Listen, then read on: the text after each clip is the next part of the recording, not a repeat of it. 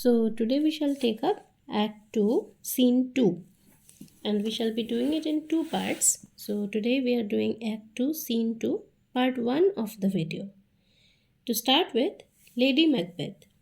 That which hath made them drunk hath made them bold. What hath quenched them hath given me fire. So she talks about the ale, Ale, the ale, or the liquor, the alcohol that they had been made to drink by Lady Macbeth. She's talking about that, and she says that the wine that they have drunk has made me bold enough and has given me courage. They have lost their senses, they are now unconscious, lying, unaware of what is going to unfold in the next few moments, and this has given me the courage, even more courage than I had previously, to complete the deed. What had quenched them had given me fire. So, what had quenched their thirst, what had satisfied their thirst, what has put them to sleep, has provided them the comfort and the sleep, has given me double the energy, double the fire, double the vigor to complete this deed. Hark, peace! It was the owl that shrieked, the fatal bellman, which gives the sternest good night. He is about it. So she talks about, she says, hark, means stop, listen, quiet. It was the owl that shrieked. So she could hear the owl. Again, here, the owl is just another symbol to emphasize that the ominousness of the hour, the horror of the hour, the evilness, the wickedness of the deed, because these are all part of dark imagery that we take up. It emphasizes upon the dark theme and the dark atmosphere, the dark deed that is to unfold. And therefore, the owl is shrieking, and it's like as if it is bidding a scary good night to everyone. The fatal bellman, as if it is signaling something. And something here is fatal, that is deadly. So it is an omen of death, like the bell that struck at midnight, which is called the knell by the night watchman before the cell of a man condemned to death, before the night that a man would be put to death or would be sentenced to death as a punishment of some crime. So there the bell is rung, so to signal the death of that person. And therefore here the owl is shrieking to signal the death of King Duncan, which gives the sternest good night. And that is the ominous bidding of good night that the owl is shrieking and signaling. He is about it. So he here is Macbeth. So she is not there with Macbeth, and therefore she says she's guessing that Macbeth must be by now, he must be completing the deed, he must be already on it. The doors are open, and the surfeited grooms do mock their charge with snores. I have drugged their posets, that death and nature do contend about them, whether they live or die.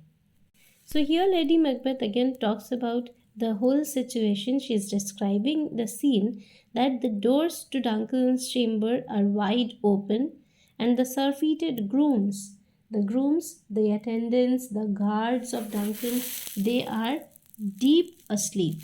They are so deep asleep that they are snoring, and that itself is mocking their duty. That itself is making fun or ironical of what they actually should be doing right now, that is protecting the king and not sleeping and not having a good sound sleep. They shouldn't be, they mustn't have been doing this, but they were so badly intoxicated, they were so badly drugged that they did not know what Lady Macbeth's intentions were, and therefore they could not control it, and they have succumbed to the evil intentions of Lady Macbeth, and they were so deep asleep that it was hard to tell if they were alive or dead.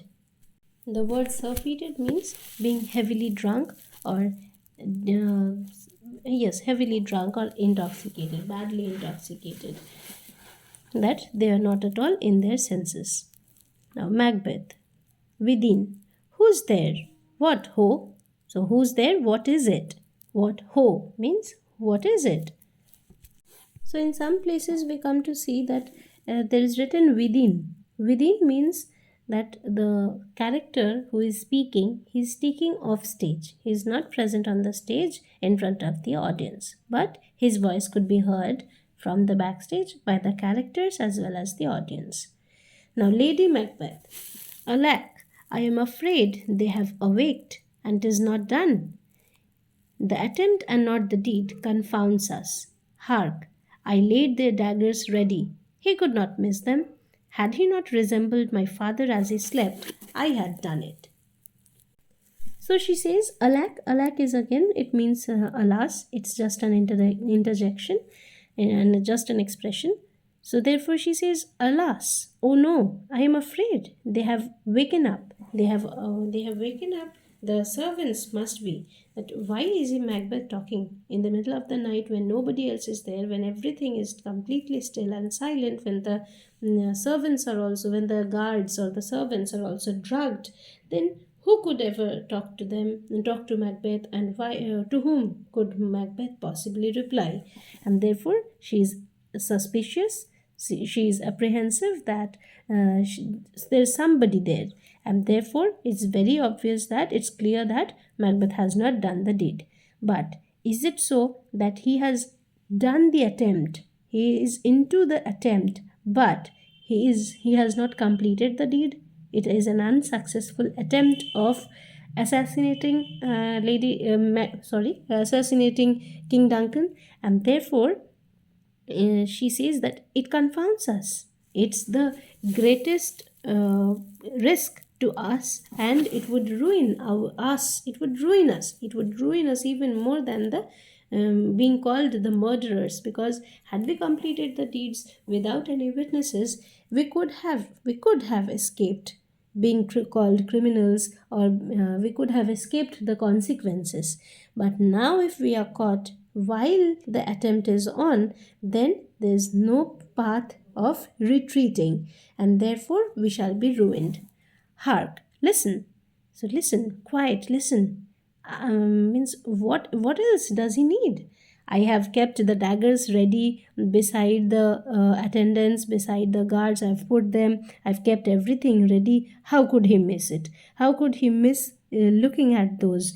That the scene is complete and he has to just murder and smear or stain the daggers and the clothes and everything of the guards, such that the blame can be directly, obviously, be put on the guards. So how could he not finish the deed successfully? And perhaps had he not had King Duncan, not resembled, didn't look so alike while sleeping, he just resembled my father's face, or I could see my father's face in him while he was put to sleep, and therefore, while he was asleep, and therefore, I, being more courageous in this matter than Macbeth, I would have completed the deed, but I couldn't because I could see my father's face in him, and that has restrained me or restricted me, or that has hindered me from completing the deed, and therefore it has been handed over, the task has been handed over to Macbeth. And if he doesn't do it, then, or if he has been caught, it's the greatest danger that is awaiting for us. So, my husband, Macbeth, I have done the deed. Didst thou not hear a noise? So that's the first thing that he says, I have done the deed. So I have done it. And what, didn't you hear the noise? I hear the owl scream and the crickets cry. Did not you speak? So I heard only these natural elements. But was it not you who was speaking? I didn't hear anybody else. But Macbeth says, when? When did I speak? So they are still in confusion, and because they are so obsessed with the deed, with the act, with the murder, that they are asking random questions to each other, and both are on high alert at receiving any sort of noise that is happening around. Now, Lady Macbeth, now, when did you? So Macbeth says, when did you hear me speaking? She says, now, just now, as I descended. So as I was coming to you then. So there wasn't the concept of any stairs right now, but it is just that when you're coming nearer to someone, it is say that come down to me. So come down to me means come to me, approach me, come near to me. Now, Lady Macbeth, I. So it is again just an expression that yes, yes, right then, when you were coming towards me, when you are coming from his chamber towards ours, so at that time, Macbeth, hark, who lies in the second chamber? So wait. So who is in the second chamber? Just the one beside King Duncan? Who is there? So did I hear their noise or did you hear their noise? So were they awake? Weren't they asleep? Did they hear or see anything that we have done? So those kind of doubts are coming up. Lady Macbeth says, yes, in the second chamber, Donald Bain is there. Now, these are again the little bit details that you should remember that who was in the second chamber. So, Donald Bain. So, he's looking at his hand, Macbeth, and he says, this is a sorry sight. So, Lady Macbeth says a very important line here, a foolish thought to say a sorry sight. So, what are you doing? You have yourself committed this act. You have committed the murder in all your senses and in your conscious soul, and then you're saying now you're after murdering a man, then you're saying that it is a sorry sight. So, how could you ever say that? It's just foolish of you, it's stupid of you. But don't write stupid in formal English. So it's definitely something very cruel, something very harsh to have that of us that we have done, that we have committed something very gruesome. But you have yourself committed it, and now you're saying that you're sorry or it is a sorry sight. Come on, now Macbeth. There's one did laugh in his sleep, and one cried murder. So again, an important speech is coming up that they did wake each other. I stood and heard them.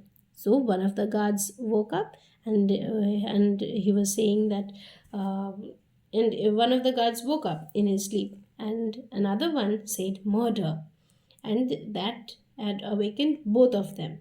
And he was standing right there beside them, hearing whatever they were talking, their conversation.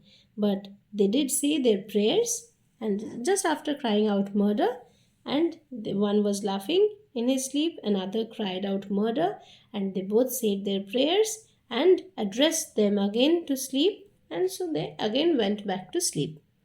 So that is a scene when this has nudged him, this has moved Macbeth, because they woke up and they spoke something, and again they said their prayers, and again they slept. So in their sleep also they're crying out murder, as if God, nature, something is inducing in them what's going on. So these lines, that who said to whom and who had wakened up or who was awake and what was their conversation. So these kind of small little questions and short questions might come. Now, Lady Macbeth, there are two lodged together. So again, she is talking about that the second chamber where Donald Bain is there. There are two people, and it is Malcolm and Donald Bain who are sleeping together. Macbeth. One cried, God bless us, and Amen, the other, as they had seen me with these hangman's hands. Listening their fear, I could not say Amen when they did say God bless us. So, when the two servants had woke up, and the two servants, guards, attendants, so use synonyms. So when one said God bless, after saying their prayer, they said God bless us, and others said Amen, uh, as if they were just looking at me with wide eye, open eyes, and still they couldn't see me, and they had seen me in in that red-handed. So they caught me red-handed. I was there. So like the person who puts people to death, and the hangman, so therefore his hands were the murderous hands, the blood-stained hands. So he's completed the deed, and then all these things were happening. But he couldn't say Amen. So that mattered to Macbeth. That why couldn't he utter Macbeth? No, sorry, why couldn't he utter Amen. Consider it not so deeply. So, what happened to Lady Macbeth is again giving him the courage. Always, she pretends, or she doesn't pretend, but she seems to be the stronger of the two. And then she says, "So, what happened? They were all asleep. In their sleep, whatever they could, it was just a nightmare, just a dream, or whatever it had been. So, they have slept. They couldn't see you. And they will not remember any of this. And so, forget it."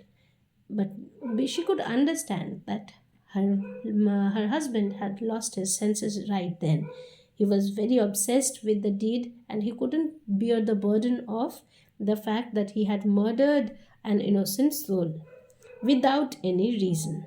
And therefore, Macbeth wasn't quite at comfort, quite at peace with himself. And again he continued. No matter what Lady Macbeth says, he again continued.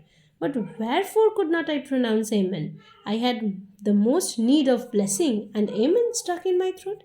I need the blessing. I need God's blessing.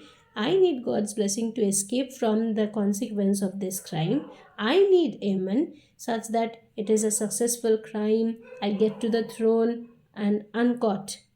And Amen struck in my throat. I couldn't utter Amen. So, isn't that symbolic? Doesn't that mean something else?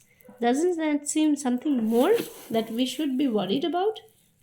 So it was actually not the fear in the voices of the servants that they were praying to God, they were crying out murder, and they asked God to bless them. But it was the reflection of what is going on, what was going on within Macbeth, that he could see the fear and ask for prayers and blessings because he needed all these at that moment. Wherefore I could not pronounce Amen. So wherefore means why. Why could not I say Amen? Now, Lady Macbeth, these deeds must not be thought after these ways, so it will make us mad. So these deeds, so these actions must not be thought. So after you commit the crime, after it's done, now there's no path, no way, no path of coming back, retreating, retracing your path back to complete innocence, and therefore it only make you crazy because you cannot turn back time, and therefore you cannot go back in time. So you cannot turn back the wheel, you cannot turn back the events into as they were before. So therefore there is no point in thinking what is already done and finished, but think about the future. That's what we should be worried about, or that's what we should be talking about, not what's done. What's done is done. So look before you leap. So you should think twice before doing an act and not afterwards. So again, you can again consider the idiom that is, a stitch in time saves nine. So right at the moment, if you do something, then it matters more than when things are already spoiled. Then you start thinking of actions, necessary actions that can be done. Because after a thing is completely wasted, completely rotten, completely spoiled, you cannot think of any other path, or there is no path left to retreat. And the bloody hands of Macbeth, that is compared to a hangman's hand, that is also the person, that is also the duty of the hangman, who is in charge of uh, collecting or disemboweling the dead man. So disemboweling the body of the hanged man, the dead body. So you're dealing with the dead body and cleaning the stuff and all. So that is a bloody deed and a gruesome deed, and that itself is Macbeth. Macbeth is nothing less than the hangman right then at that moment, when because he is a murderer, and with his red hand he is there present with his blood stained hands. He is there right in front of them. Now, getting back, so Lady Macbeth says that we should not think of this. This will only make us mad, drive us crazy, and nothing else, and do us no benefit, be of no other benefit. So, Macbeth, methought I heard a voice cry, "Sleep no more. Macbeth does murder sleep." So, this is again a very important speech. This is again a very important speech because sleep is the metaphor here. So, sleep no more. Macbeth does murder sleep. So, Macbeth has murdered sleep itself. So, sleep is being personified. The innocent sleep. So, here Duncan is the king who is innocent and who is the one who is put to sleep, means who is put to death, and he was sleeping. In his sleep he is murdered. So it is more of a gruesome crime that has been committed. The murder is more brutal, because you have murdered a person when he was not at all in a position to retaliate, to fight back, to defend himself. So therefore he is again obsessed with the burden of the crime, and then he says, I heard a voice, not just this prayer, I heard another voice. I heard them continue that sleep no more. My Macbeth does murder sleep, the innocent sleep, sleep that knits up the raveled sleeve of care, the death of each day's life, sore labor's bath, balm of hurt minds, great nature's second course, chief nourisher in life's feast.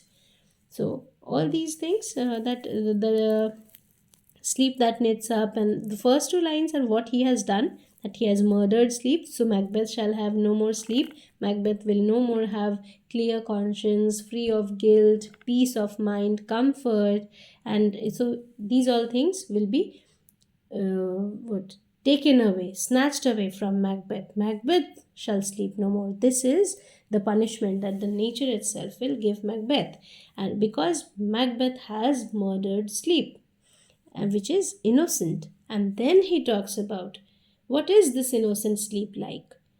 So sleep is what knits up the raveled sleep of care.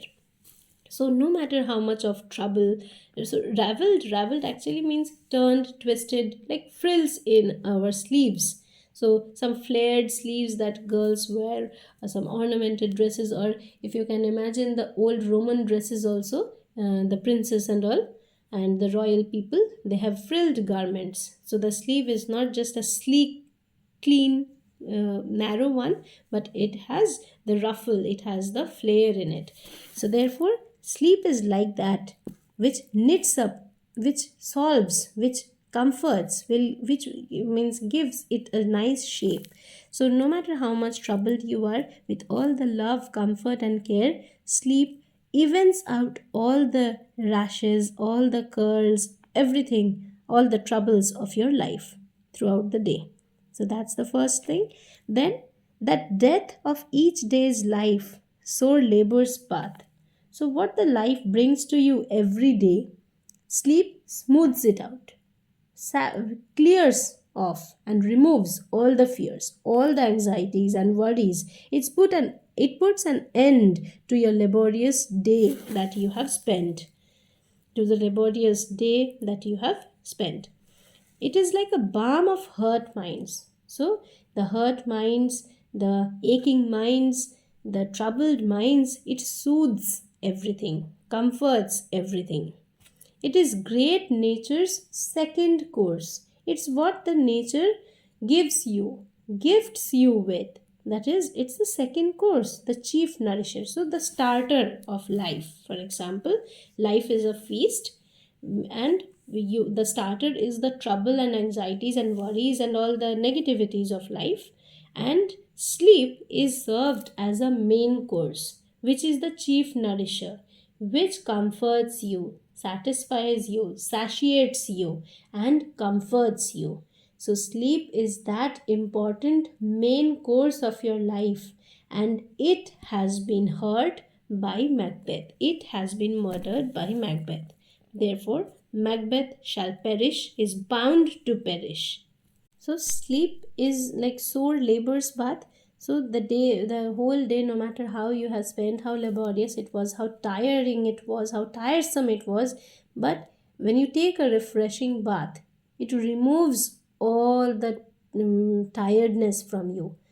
All the fret of the day is gone. So, that is sleep, that refreshing bath at the end of the day. Okay, so here we shall complete the part 1 of this episode of this video here, and we shall continue it in part 2. If you have any questions, then kindly raise it in the comment section and let me know what else do you need such that I can help you out with it in the next video.